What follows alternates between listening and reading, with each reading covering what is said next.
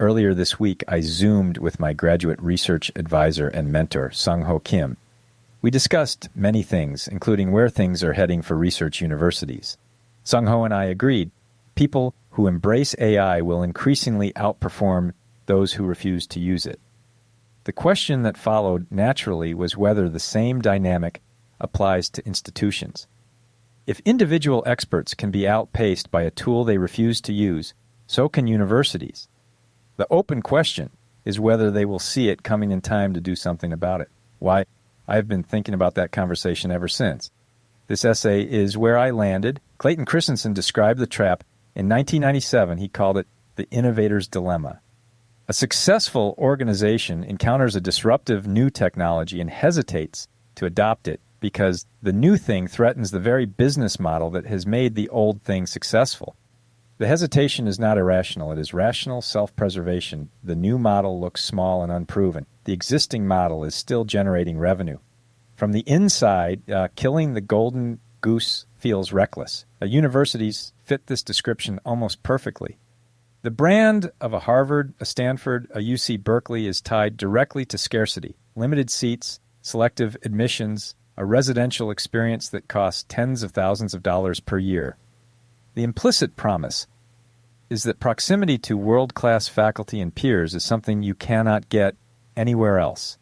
Any model that genuinely democratizes access to that knowledge runs the risk, from the institution's perspective, of diluting exactly what makes the degree valuable.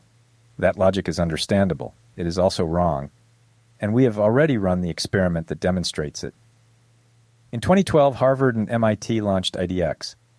That same year, Andrew Ng and Daphne Collar, both Stanford faculty, co-founded Coursera. The prediction was that putting lectures online would erode the value of an on-campus degree. That prediction was wrong.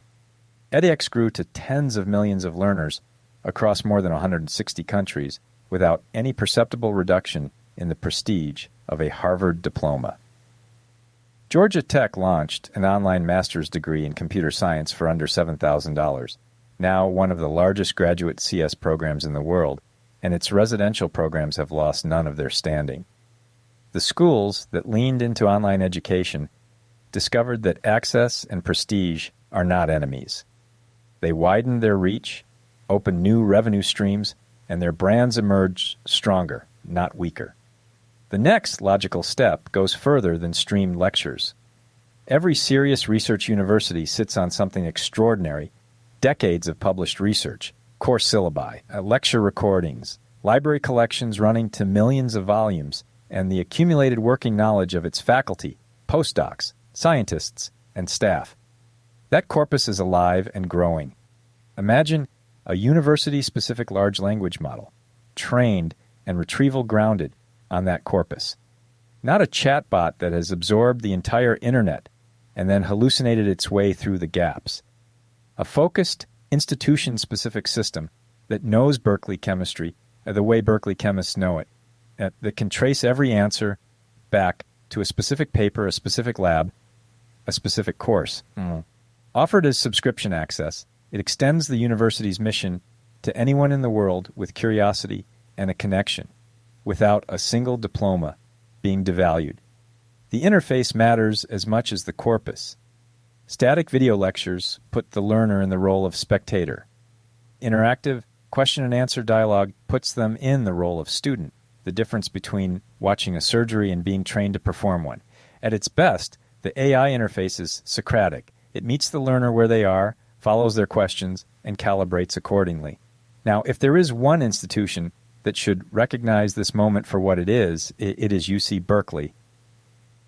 In room 307 of Gilman Hall, during the winter of 1940 to 1941, a young chemist named Glenn Seaborg and his colleagues bombarded uranium-238 with deuterons, and on December 14, 1940, first produced plutonium-239. By February 1941, they had chemically separated and conclusively identified element 94, the first isolation of plutonium in history. That room is now a National Historic Landmark, recognized not because the chemistry was elegant, but because the discovery changed what the world was capable of. The material that Seaborg identified came from the cyclotron that Ernest Orlando Lawrence had built just up the hill. Lawrence started in 1930 with a machine 4.5 inches across, housed in a wooden shack on the Berkeley campus. By 1939, he had scaled to a 60-inch instrument powerful enough to earn him the Nobel Prize in Physics. The institution he founded became Lawrence Berkeley National Laboratory, a national resource that has operated continuously for more than 80 years and has produced 13 Nobel laureates among its researchers.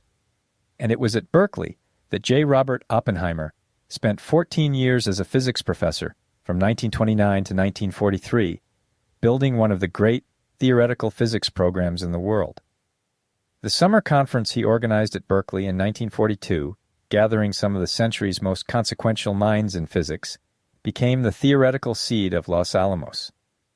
Berkeley did not merely participate in the next chapter of history, it convened it. I recently came across a passage as the opening epigraph of The Infinity Machine, a book about deep mind and the quest for superintelligence. John von Neumann, while working on the atom bomb in 1945, wrote, "What we are creating now is a monster whose influence is going to change history, provided there is any history left, yet it would be impossible not to see it through. It would be unethical from the point of view of the scientists not to do what they know is feasible, no matter what terrible consequences it may have. And this is only the beginning." Von Neumann was describing the dawn of the nuclear age. Replace the phrase energy source with intelligence source, and the passage could have been written yesterday. In each case, the pattern was the same. The institution did not stand at a distance and observe a powerful, new capability emerging. It organized around it, funded it, gathered the talent, and built infrastructure that outlasted any individual contribution. The cyclotron became the national laboratory. The chemistry became the periodic table extended. The physics conversations became the project that ended a world war. Berkeley knows, in its institutional memory, what it means to carry powerful fire. The question is whether it and the universities that share its ambitions will recognize the current moment as belonging to the same tradition. The wrong frame is, how do we protect what we have? That frame leads to incremental gestures, a committee here, a pilot program there, a decision to wait until the landscape clarifies. The landscape is not going to clarify in the direction of patience. The institutions that build now will define what university knowledge systems look like for the next generation. The right frame is, what can we build that no one else can build? No one else has Berkeley's corpus. No one else has the combination of published research, teaching materials, library depth, and faculty expertise that a serious research university has accumulated over a century of operation. That corpus is the moat. It is not the name on the diploma. It is the accumulated knowledge behind it. The fire is already lit.